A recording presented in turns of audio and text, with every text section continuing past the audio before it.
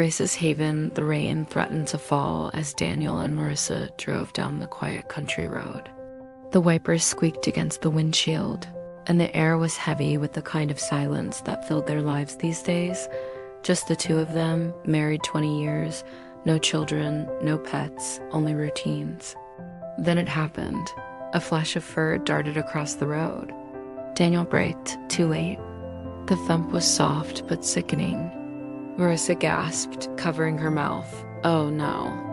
Daniel. They stepped out, expecting the worst.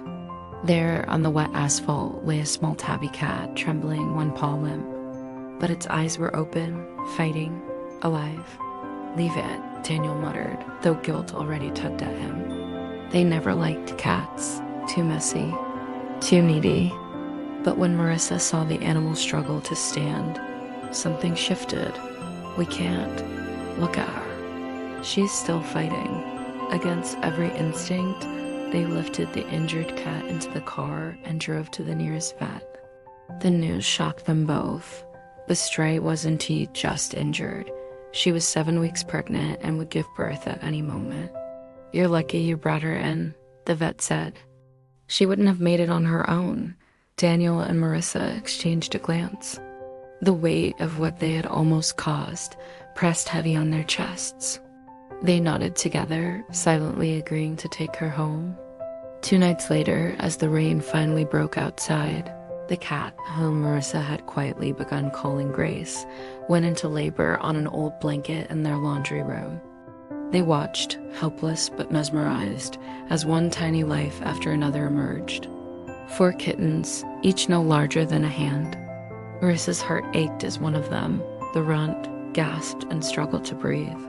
Without thinking, she scooped the fragile thing into her hands, rubbing its chest as she'd seen in a video. Daniel, normally so distant, leaned close, whispering, "Come on, little one." When the kitten let out its first squeal, both of them exhaled in relief, but joy turned to sorrow too quickly. Grace, the brave mother, weakened from her injuries and the strain of labor. That night, she curled around her kittens one last time before slipping quietly away. Marissa wept. Daniel, who never cried, pressed a hand to his face. They had not asked for this, yet here they were with 4 fragile lives now depending solely on them. And so they learned, bottle feeding at all hours. Warming tiny bodies against their skin, cleaning little messes. Day after day, they watched the kittens grow, their eyes opening to the world, their legs wobbling as they learned to walk. Something unexpected blossomed in Daniel and Marissa's home. Laughter returned.